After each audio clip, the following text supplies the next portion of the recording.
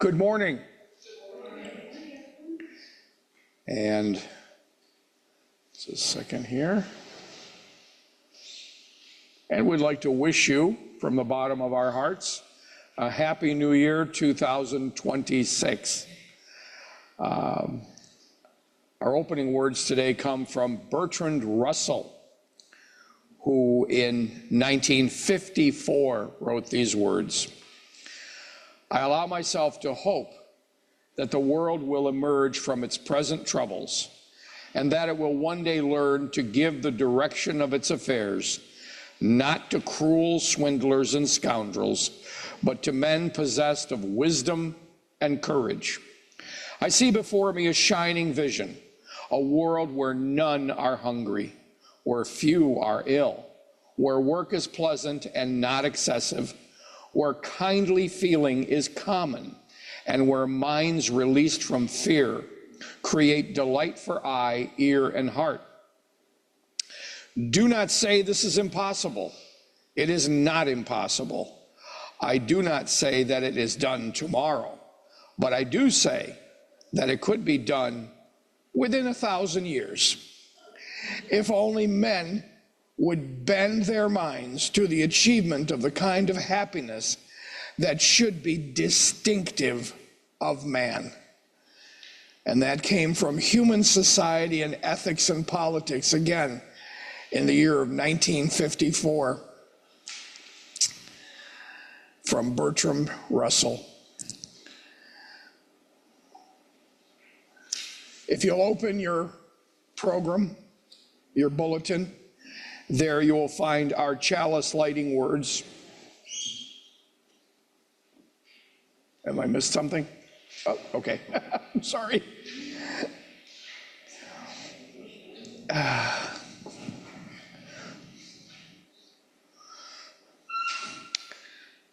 And let us affirm this sentiment together. May the light we now kindle inspire us to use our powers to heal and not to harm, to help and not to hinder, to bless and not to curse, to serve you, Spirit of freedom.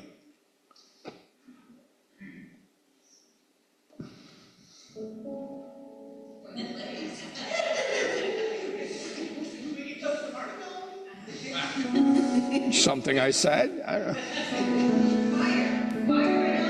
Higher and higher. Let us turn in your hymnal, and there you will find, before we come to our responsive reading, our hymn 346, "Come Sing a Song with Me."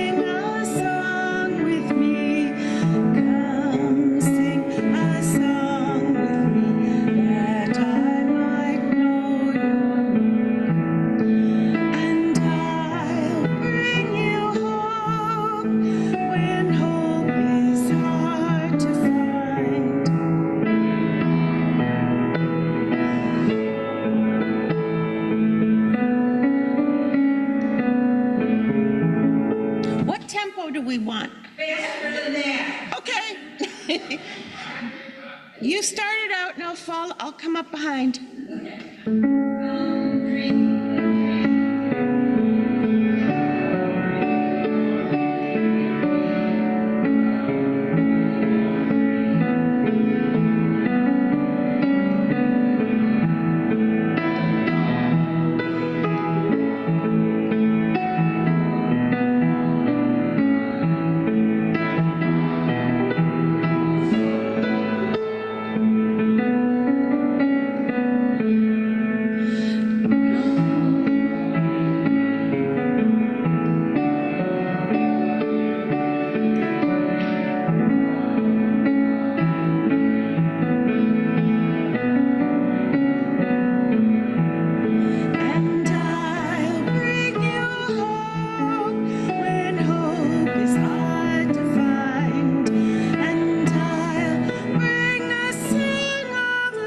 and a rose in the winter time.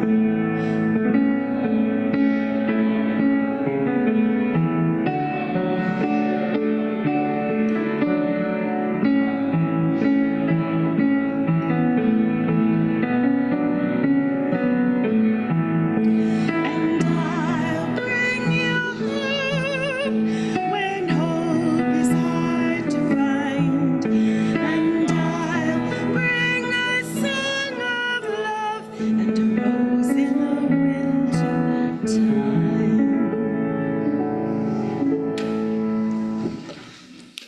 Not bad.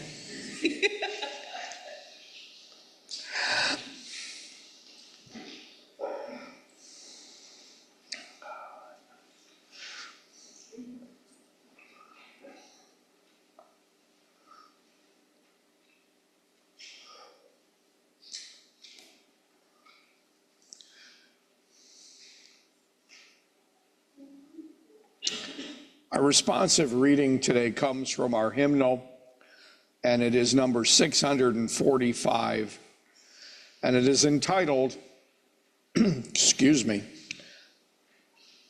Song of the Open Road, and it is given unto us by our very own Walt Whitman. Afoot and lighthearted, I take to the open road, healthy, free, the world before me.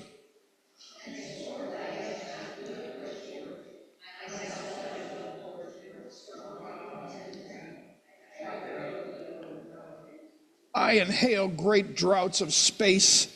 The east and the west are mine, and the north and the south are mine.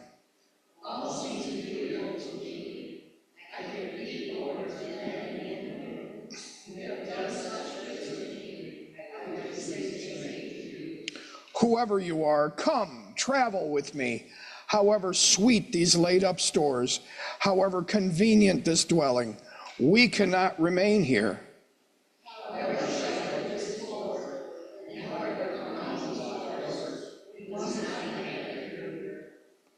Together the inducement shall be greater.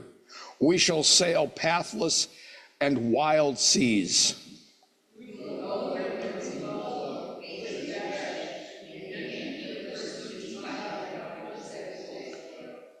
Forward after the great champions, and to belong to them, they too are on the road.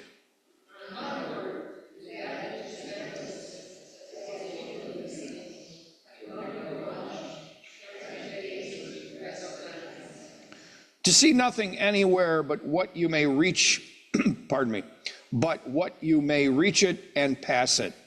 To look up or down, no road, but it stretches and waits for you.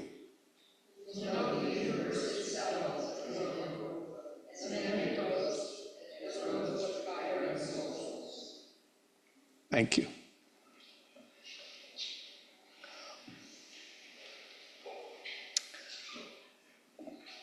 We reach a point in our service now for our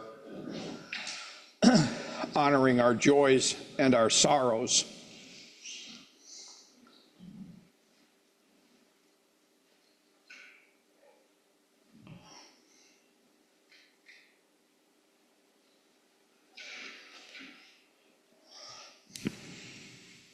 Oh, I did not look. I did not look.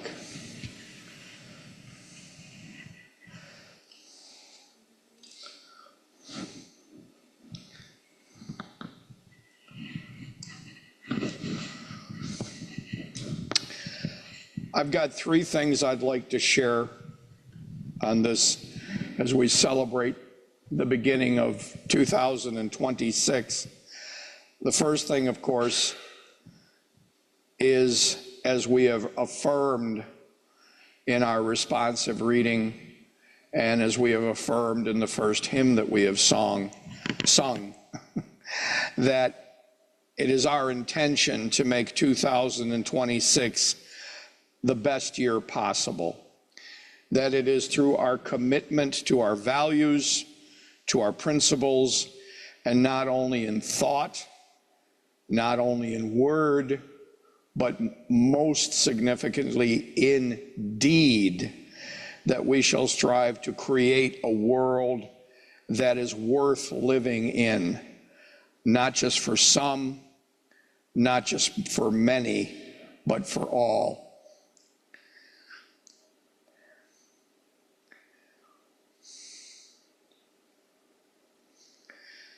The second candle that I light is a candle of extreme caution and extreme anxiety.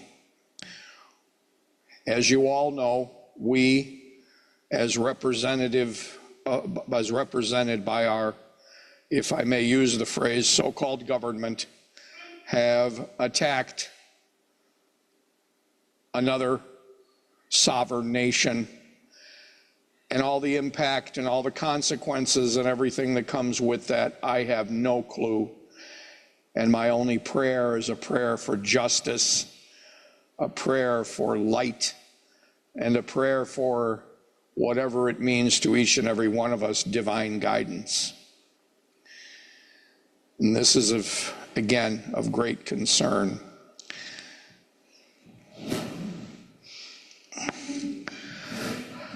And I'm going to kind of burn one candle for two intentions, if I may. My first intention is my sister Diane, my twin, and that's why I'm burning two for the price of one. I'm a frugal preacher, okay?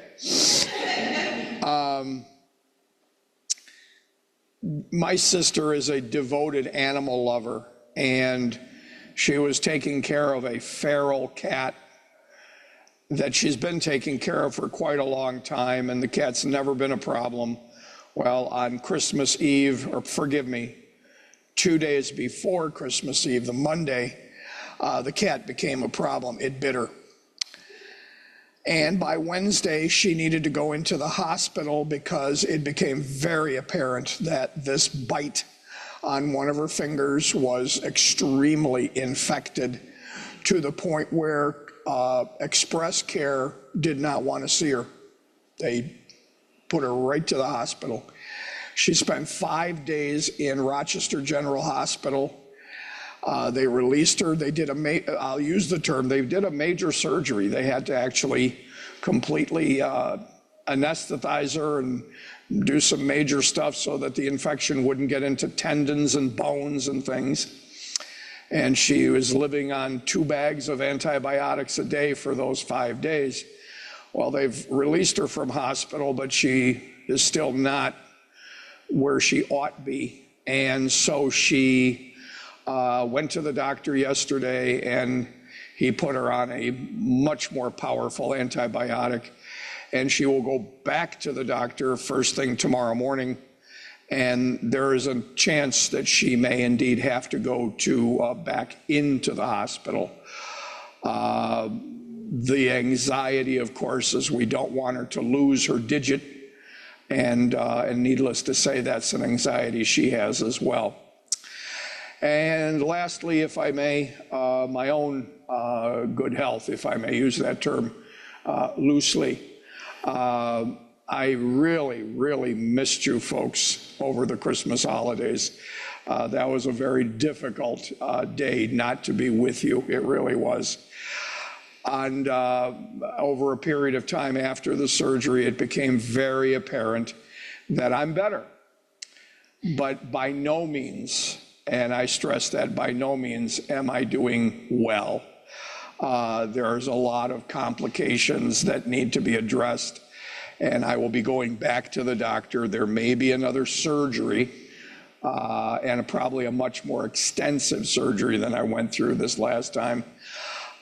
Nobody seems to be hyper about it, so I'm going to make every effort not to be hyper about it. But it's, I am still, I'm experiencing a lot of fatigue, a lot of weakness, which is not normal for a person of my ilk. So for my sister, Diane, and her handsome brother Ronald.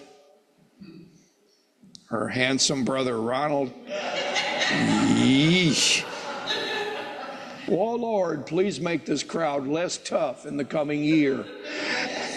And if there's anyone else that would like to light a candle for a joy or a concern, please do so now.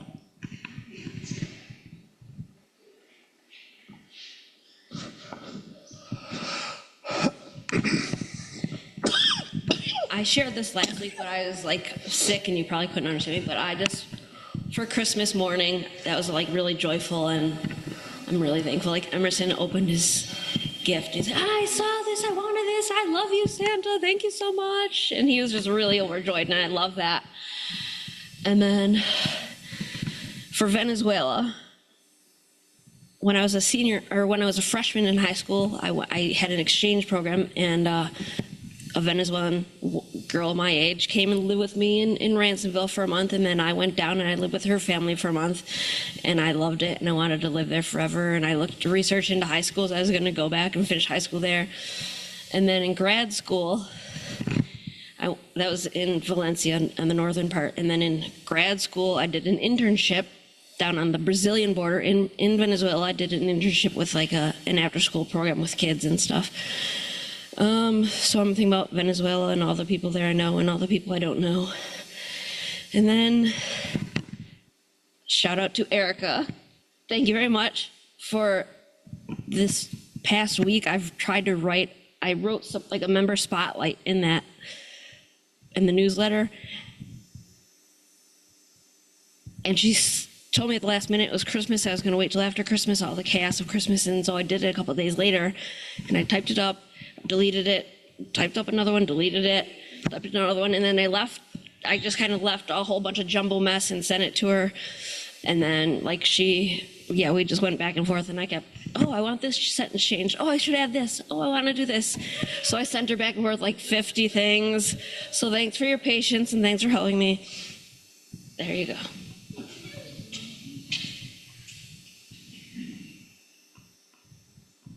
Yeah, I felt really annoying, and I'm glad she has patience and she didn't let on that she was annoyed at all.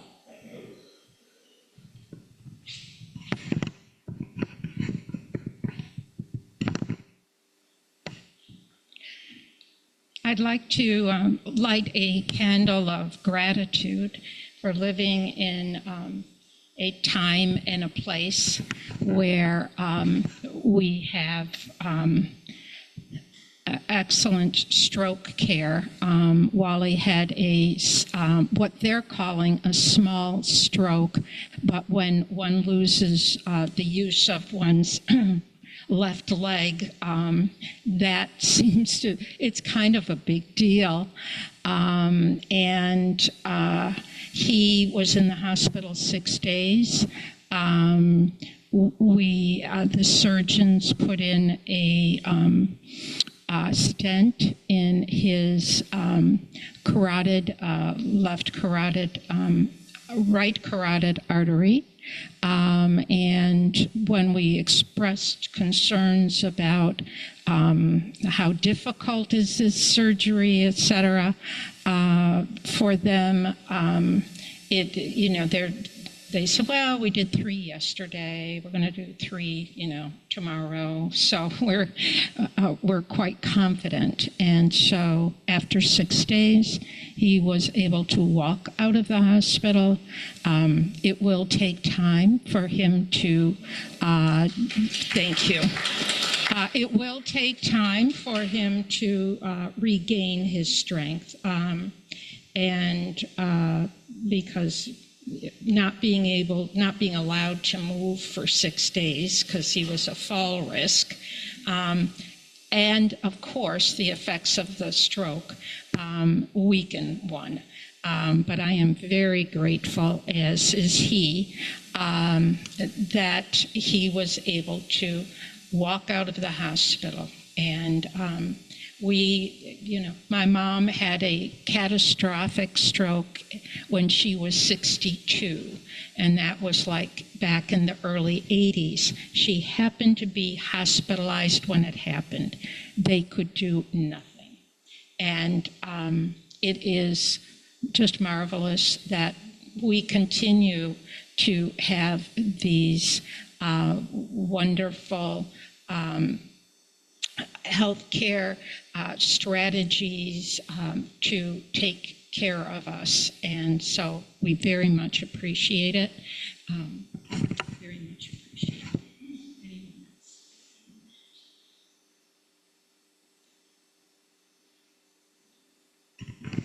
Hi, Marge. She likes it when I get up here. I know, hopefully somebody else does too. My name's Meg. Sorrows. Start with that first. I love poetry, and one of my favorite poets is Pablo Neruda. And he introduced, and also at Walt Whitman. And I also love an author called Isabel Allende from Chile. And I got kind of, learn more about South America and the struggles of South America through the years and the involvement of U.S. conflicts, Contra, et cetera, in the 80s. So I just want to light a candle because I just don't know what to do about it, except for pray. And joys. I had a wonderful Christmas holiday. I went to Albany and visited with, well, let's put it this way. I lowered my expectations. I hear your serenity gets higher when your expectations were lower. I've told you guys, last year sometime, my sister and I had a blowout fight. I mean, she called me ghetto. I called her redneck. I mean, that was the worst curses we could say, But I know. But that's just not the way I talk. That's not the way I live today, I'm a lover. I'm not a fighter. So when this was, happened, I said, no, I'm not going back in that house. I don't need to be disrespected. I was moving my mother out at the time, and now time has elapsed, and I understand my sister's side, or, her perspective. She was under a lot of stress taking care of my mother for those 2 years. Now I understand because the ball is in my court now, and I'm grateful for that because I'm developing a wonderful relationship with my mother. And she also had a stroke a couple of years ago, and I am a marvel. Hers was 60% occluded, and she had the stent put in, and she's doing marvelously. So I'm really grateful for that. I do want to say a little prayer for my sister's beagle, though. The beagle came from a kennel called Bad Apple Orchards. So that'll tell you what kind of dog she is. She's almost a year old, and she hasn't stopped biting every mother thing. But, I'm trying to train her whenever I go, but it doesn't work like that, So a little prayer for Ruby also. Thank you.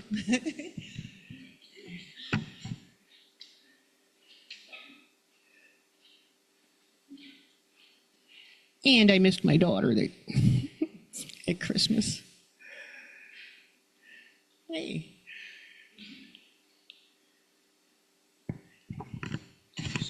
Oh, thank you. Hi, my name is Danielle. Well, I am new to Niagara Falls. I just moved from East Aurora to Niagara Falls. I'm very excited.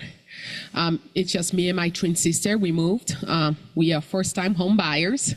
So I went to the UU church in East Aurora. So now I'm trying this church out, and I'm excited. Me and my sister are really excited.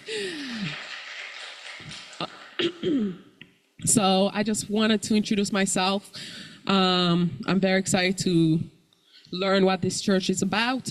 My twin sister will come with me every other Sunday. She does horseback riding, so that's why.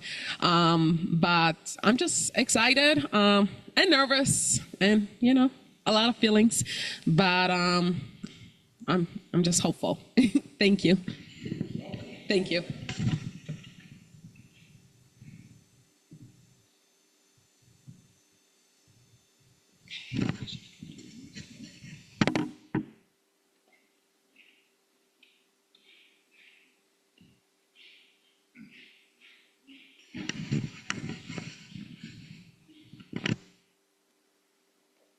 Hallelujah. Thank you.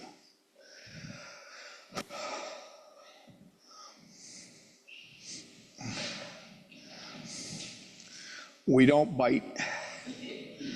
Nibble a little once in a while just to make sure we're all here, but we don't bite. So.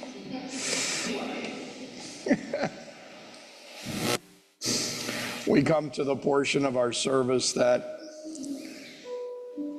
is called the offering, and the music accompaniment is called the offertory. And we remind you in gratitude that it is through your generosity and only your generosity that it makes this ministry possible, as well as the worldwide extension of Unitarian Universalism.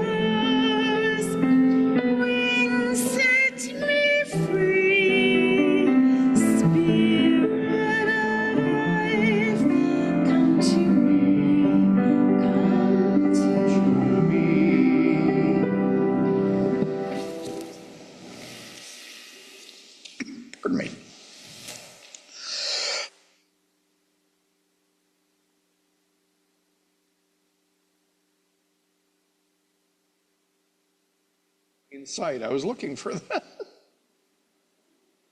Pardon me.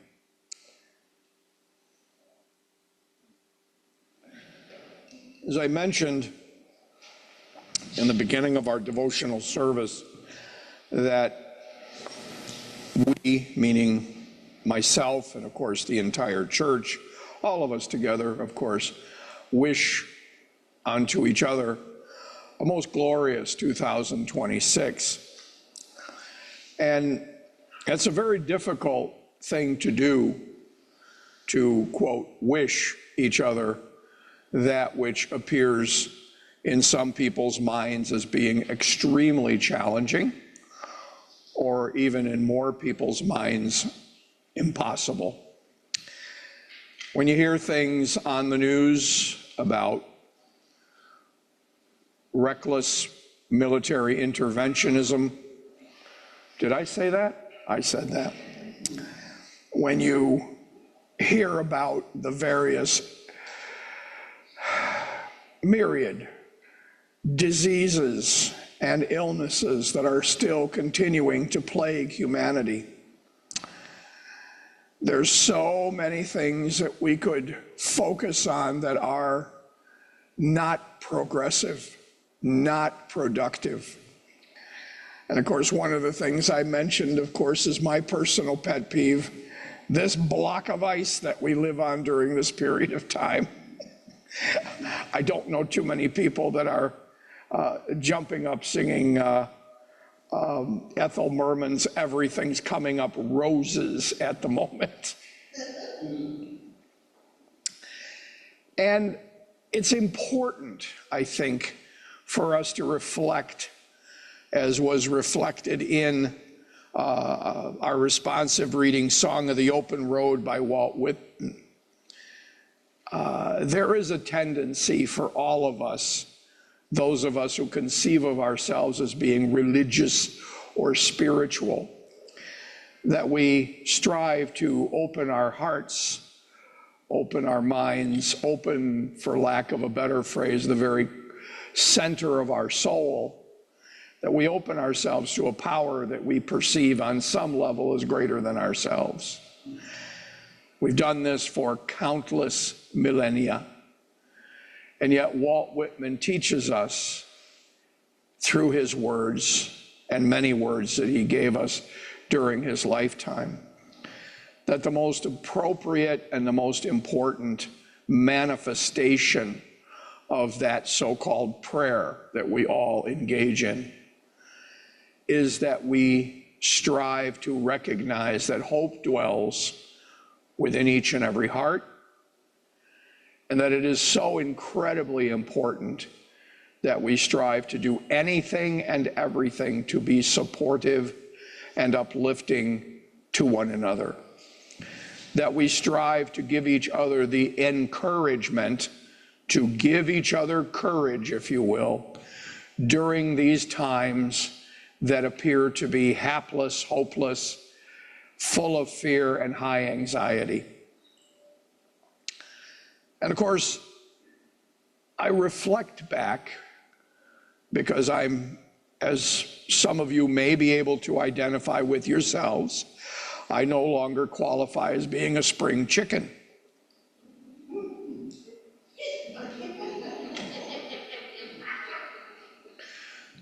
Tough crowd, Lord, tough crowd.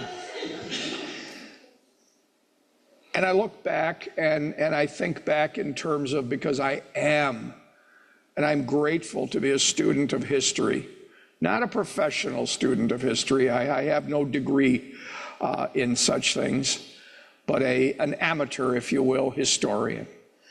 And I look back in human history and all of the, as Shakespeare would have reflected, the slings and arrows of outrageous fortune, the pain, the suffering, the neglect, the hunger, the warfare. I mean, I could literally stand here and go on and on and on. You know this, because it's not something you're unaware of or have never been aware of.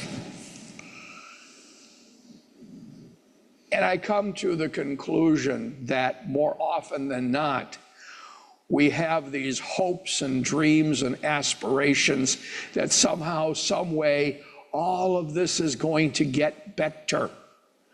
All of this is going to get fixed. All of this is going to be okay. And I've come to the conclusion that I happen to agree with Whitman. Though I have a tremendous confidence and a tremendous interest and a tremendous study of, let's call it, divine guidance, to study and understand this so-called power that is so-called greater than our individual egos. But I have come to the conclusion that, as many philosophers and great mystics have come to agree with, if you want love, you must give love. If you want peace, you must be peaceful. You must have within yourself that quality or that character that you want for yourself. And that more often than not, the best way to express that is not only for self, but to others. We repeat this, those of us who are clergy, over and over and over again. I had a young child years ago say, of course he thought I was a priest, he said, "Father, sometimes you say the same things over and over and over again. Why is that?" I says, "Well, maybe it's because I haven't learned the lesson that's in what I'm saying, and I'm repeating it so that I will learn the lesson, so that I don't," and I love this turn of phrase, I've been using it quite a bit lately, "so that I don't become bitter by what I see, but somehow that I become better, that somehow when I improve how I treat," and I spoke to him directly, "when I treat you better, the world becomes better." And I'm reminded of that It's a bit of a story where the child is causing a bit of havoc in his dad's life at that point. His father was busy doing something for work on a desk and so forth, and the child was attention seeking and not getting the attention he desired. And so the father pulled out a magazine and he saw this picture of planet Earth, and he tore it out and he said, and he tore it into a couple dozen pieces and gave it to him. He says, put that together like a jigsaw puzzle and don't come back till it's all put together. 3 minutes later, the little boy comes up to Dad and says, here, he'd taken some tape and the world was perfectly put together. South America was where it was supposed to be. America was where it was supposed to be, and China and Germany and all that. And his father was dumbstruck. He thought, this thing was in dozens of pieces. How did you do this? He says, well, Daddy, I turned the picture around just to see what it was on the other side, and it was a picture of a man. And really, there weren't that many pieces. So when I put the pieces together of the man, when the man was all put together, the world put itself together. I'll never forget that story because it is so true, so meaningful. And so in reflecting of all the things that have gone wrong, continue to go wrong, and, it's that old expression, people say, it's a euphemism, of course. They look at well, what could go wrong? Meaning that they're going to listen to a litany of 200 things that can go wrong. Question we have to begin to ask ourselves in our own consciousness and our own understanding is, what could go right? What could go right? And usually if we try to focus that attitude of gratitude, usually if we try to focus that point of view of positive expectation, recognizing that anything and everything can happen, and we're not, I'll use the word, married to the outcome. We just put our best thinking forward and our best behavior forward, expecting the best possible outcome we possibly can. I really do believe it can be the beginning of a tremendous new year. Now, year in, year out, I'm the guy that says that a lot. And there are other guys and gals out there that say that a lot too. And stuff doesn't change. And people say again, father or pastor or whatever I am, why don't things change? And my only question is, have you changed? Have you gotten better? Or have you gotten bitter? Have you improved the way you move forward in the world, the way you present in the world, the way the kids say, the way you represent in the world? And if the answer is no, or very little, your answer has come forth resoundingly, resoundingly. And so I'm here to encourage us as we kind of, suit up as we do every Sunday, show up and strive to encourage each other and lift each other, and even equally, or in some cases more importantly, to do so for others. People say there's an enormous amount of a lack of interest in organized religion. And I know exactly why. Exactly why. Nobody has to come to me and say, Ron, why is religion failing? And my answer is very simple. It always has been this. Religion hasn't failed humanity. Humanity has failed religion. Because the religion, if it is positive, progressive, open-hearted, open-minded, that like what you might find in the teachings of Yeshua, the Christ of Galilee, or the Buddha, Gautama, or Lao Tzu, or so many others. it says the same thing. Love yourself. My God, friends, if I could teach you anything for the beginning of any year, it's the lesson of not just love, because we use that word very flippantly. But if we could use that word in a very different context, self-acceptance. Self-acceptance. So that we don't beat ourselves up when we have a failure. So we don't beat ourselves up intellectually, emotionally, when something goes wrong. You realize that the reason people have drug problems, addictions, and so forth, it all has to do with self-esteem and self-image.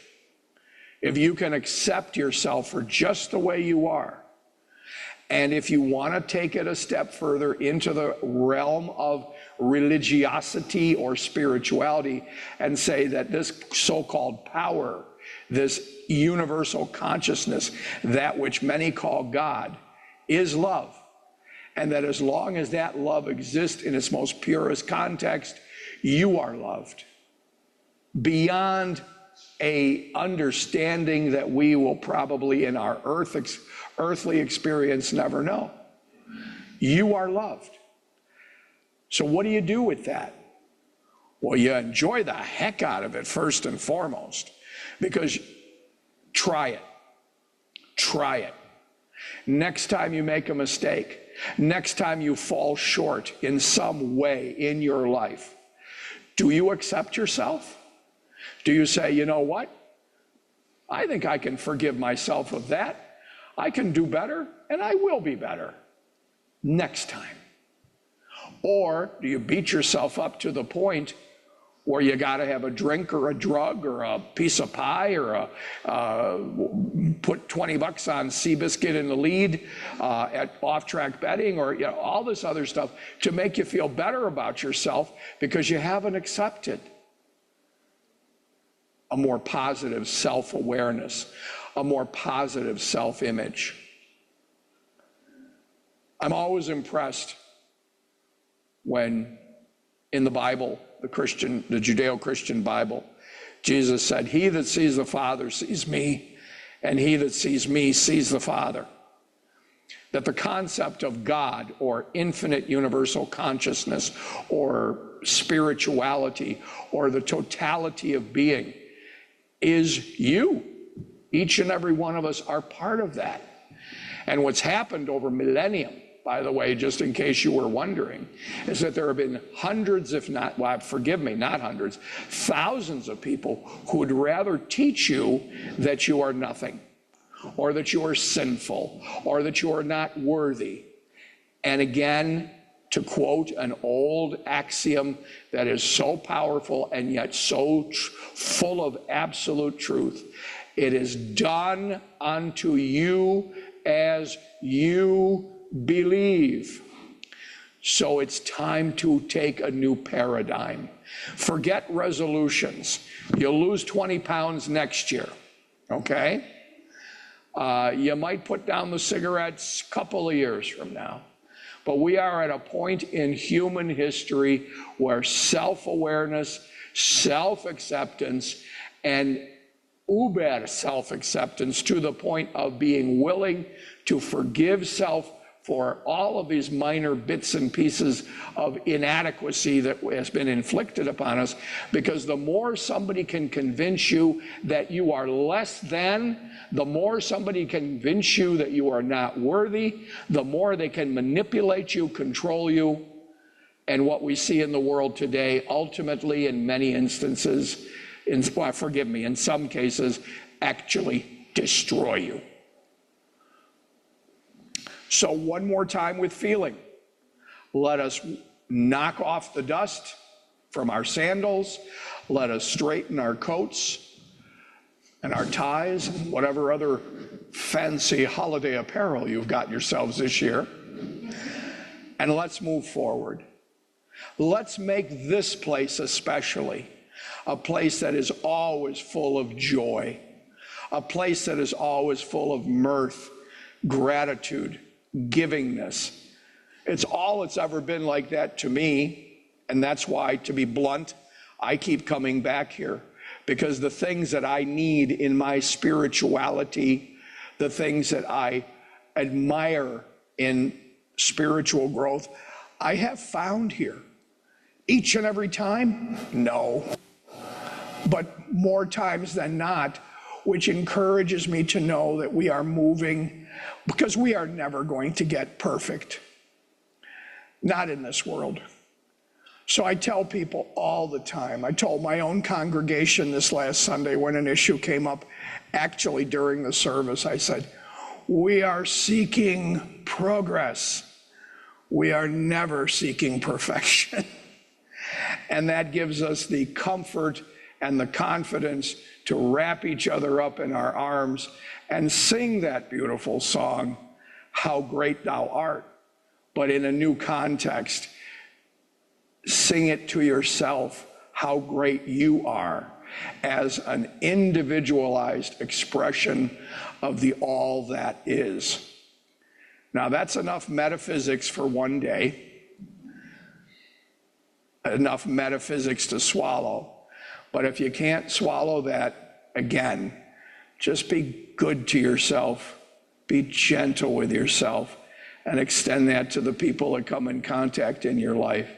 And it's my conviction, my absolute belief, that by this time next year, are things going to be perfected? Nope. But as it was said in one of the readings, it may take 1,000 years, and we aren't going to be here in 1,000 years unless I take a lot better brand of vitamin. Anyway, dear, you think you can give me some better vitamins? No. You aren't taking these vitamins. Then we can indeed, if we can strive to do that, we will have achieved a level of satisfaction that we have to admit we do not have at the moment. Now, we come to this portion of our service, and we mentioned earlier, I call this, years ago, back in so many motivational groups, self-help groups like AA, NA, CA, take your pick. They used to do these rituals or ceremonies, and they were intended to do everything that I've talked about this morning. We are human beings. We live in the need of company. We need to lean against each other. Ram Dass, the great philosophical American philosopher, said that our main purpose is learning how to walk each other home. And when we strive to do that, more often than not, though we don't want to admit it, because progressives are strange people, we don't want to admit that we need ritual or we need ceremony, but we forget that a ritual or a ceremony is really, it's not magic, it's not what I will call wishcraft. A ritual or a ceremony is nothing more than an outer expression of an inner spiritual awareness. And so once a year, in many of these groups, as well as in New Thought churches, which is where I've sprung from, and of course Unitarian Universalist churches, they have what's called a burning bowl ceremony.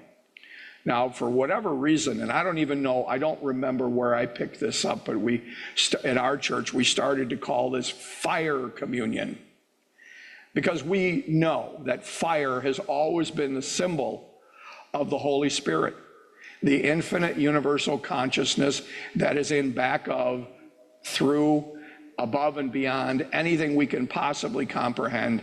And so we see that in many faith traditions and many cultures as the beginning We call that the divine fire. Fire has been used as a symbolism of purification. Most notably, if you take the symbol of the phoenix and you ignite the phoenix is burned right down to its most finest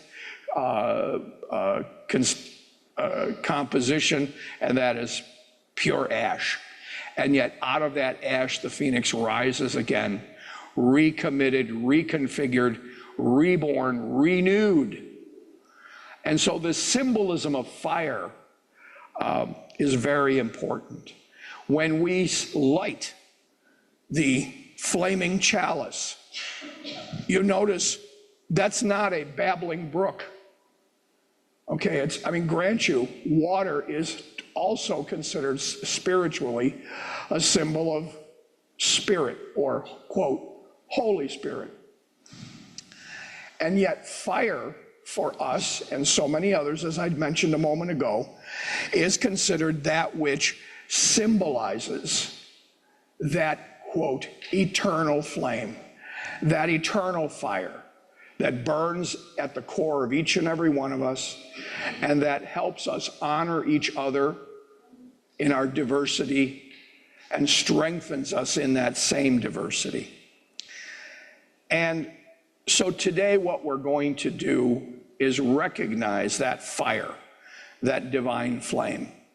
Now, on the way in, I had placed, and I don't know if you have them now, and if you don't, we'll take a minute or two to get them, but at the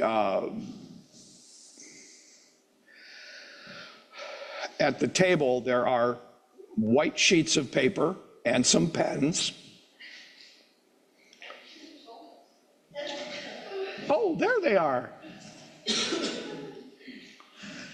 And what I'd like you to do is to take a sheet of paper and to write down on that paper anything and everything that has vexed you or perplexed you in 2025. So you would write down something that you no longer need in your life to either teach you a lesson or for any good purpose in your own perception. Am I clear? The other thing you might wish to write down is things that you want to release about your character. I need to be less angry. I need to be less vengeful. I need to be more loving. Okay? Again, this is a tangible way to jot down those things that no longer serve your growth. And this is a tangible way in order for you to be able to solidify that in your consciousness, in your mentality, and be able to solidify it in such a way where you can release it through the symbolic flame of the eternal fire. And once released, recognize that you can't have, Albert Einstein said this, by the way, you can't have a positive and a negative thought simultaneously. Can't be done. So in releasing all of these things that no longer serve you, in releasing these things that you're making room for in your consciousness for growth and further development, you are able to then honor and accept greater growth and greater consciousness in the coming year. So, without any further ado, and I don't have a piece of paper myself.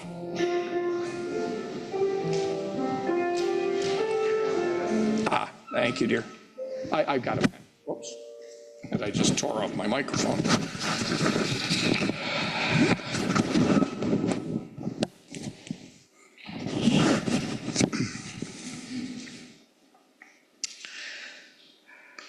I will go up to the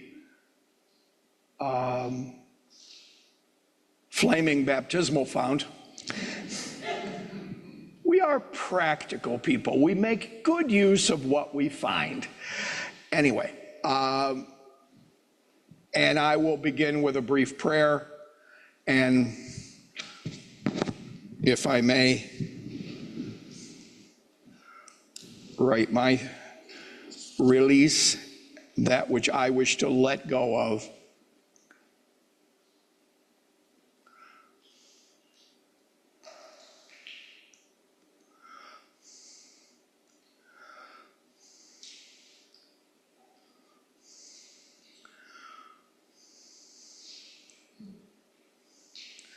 And then what I will ask you to do while our lovely music director will play, we won't sing it at that point, or if you want to hum along, that's fine. We're going to be singing, again, humming while we do this, my absolute favorite hymn. I call it a hymn. You can call it a her if you want, but I'm going to call it a hymn. And it's because it expresses so much love and so much care to the ending of the old and the beginning of the new, and that, of course, is Auld Lang Syne. And then you can come up, put your paper in the flaming baptismal fount, and just let it go, and go back and sit down, and then we're going to sing. Excuse me? There's too much smoke I'll be needing. I understand. Yeah. This is going to be a tough one for people, so let's do it quick.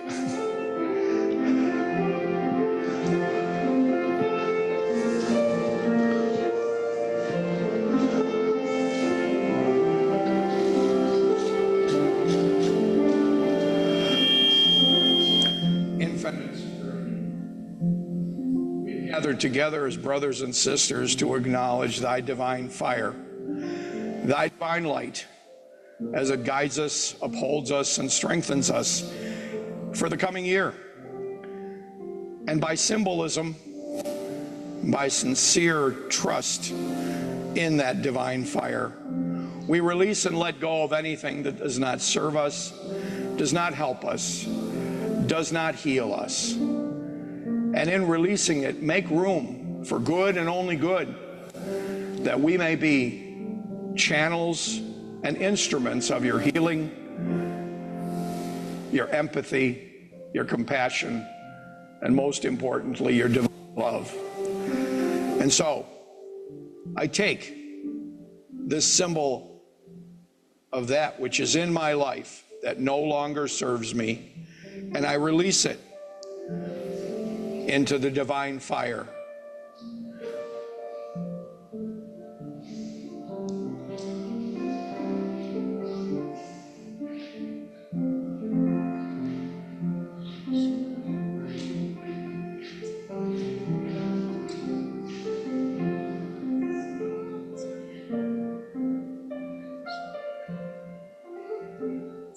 Perfect.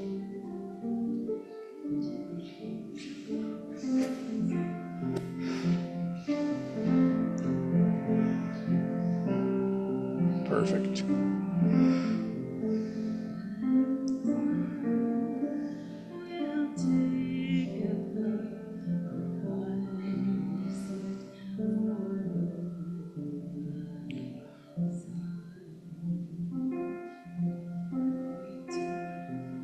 Perfect. Have I seen you before? Cutie.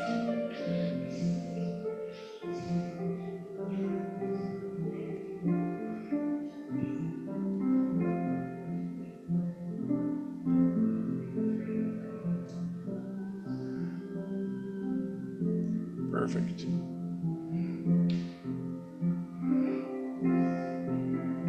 I've got it. There you go. You're good. You're like me, asbestos fingers. There you go.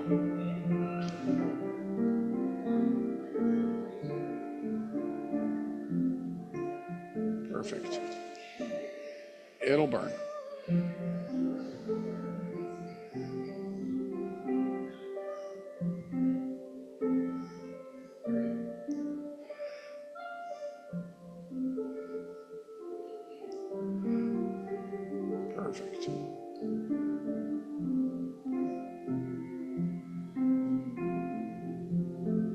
that.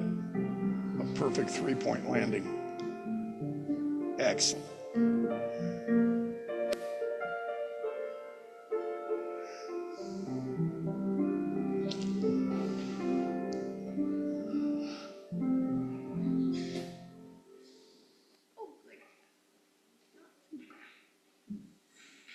And as we conclude our service with our closing hymn, this time with words, let us sing Robert Burns' Auld Lang Syne.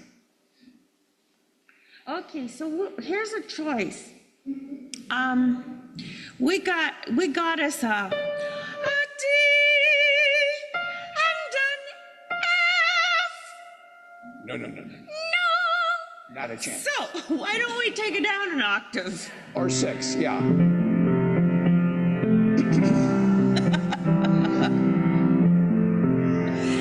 Should Old acquaintance be forgot and never brought to mind? Should old acquaintance be forgot and days of auld lang syne? For auld lang syne, my dear.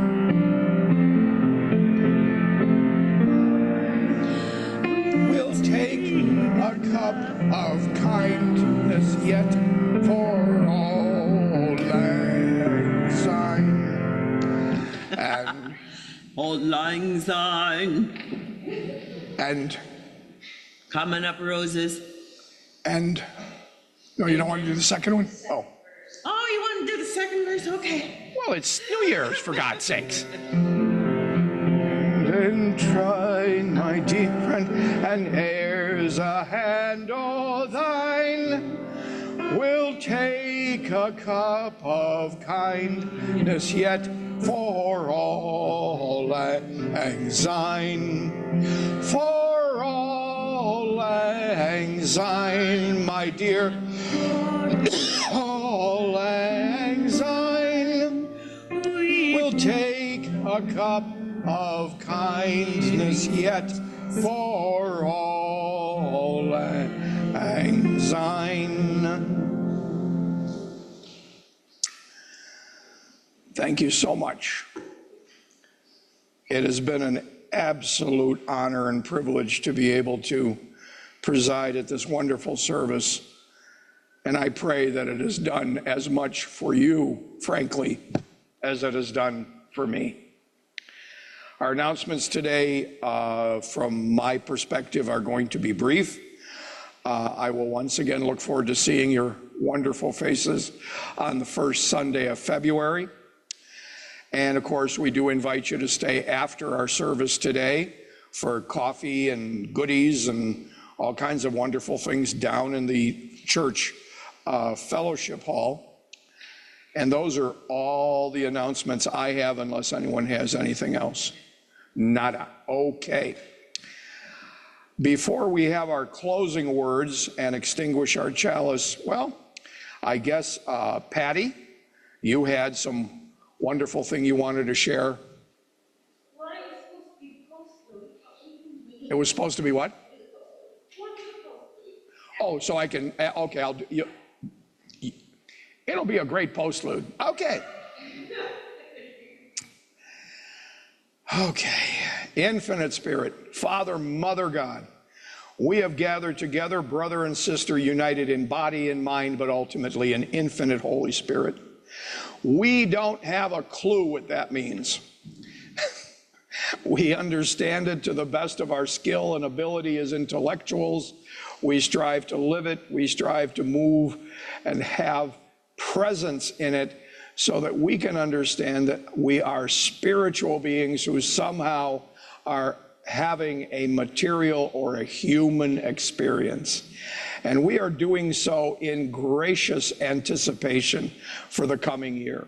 We are doing so knowing that if we put forth the love, the compassion, the empathy, and the faith that we have within ourselves, that hope lives within our hearts, that if we put that hope not only in ourselves, but within each and every situation and circumstance, that we can be instruments of peace, channels of grace, and as a result, we can consider ourselves a blessing unto all nations. And we accept this as our choice. We accept this as that which will serve not only ourselves, but the entire matrix of the planet, so that we can live in a world that works for everyone, no exception. This is our prayer. This is our chosen destiny. Amen.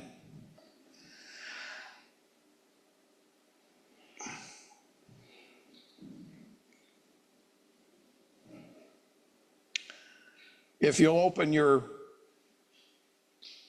bulletin there, you will find our chalice extinguishing. We extinguish this chalice, but not the light of truth, the warmth of community and the fire of commitment. These we carry in our hearts until we are together again. Amen. And now for the postlude. This is an experiment in AI, and I was running around all year taking pictures of y'all. If you're not up there, it's just on a camera.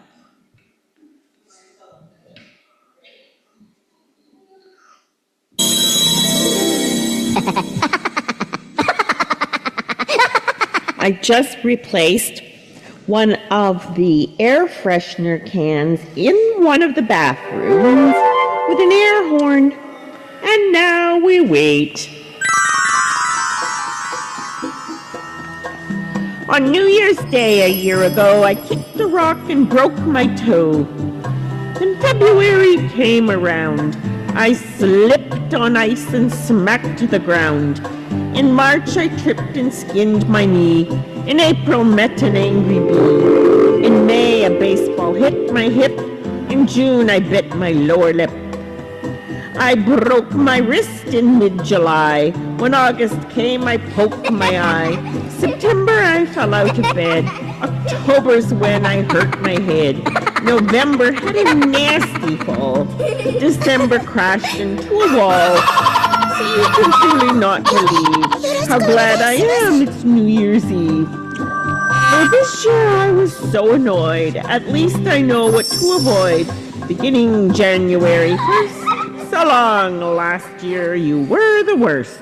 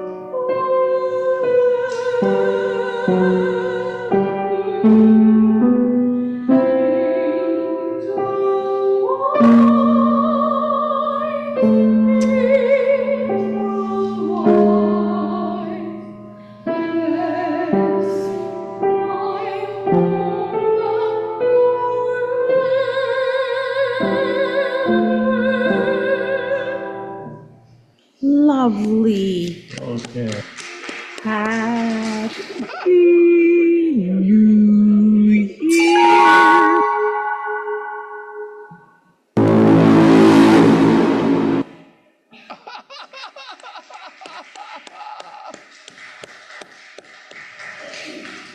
I love the new minister in front of the church there. That's good. He's going to the dogs. I don't know.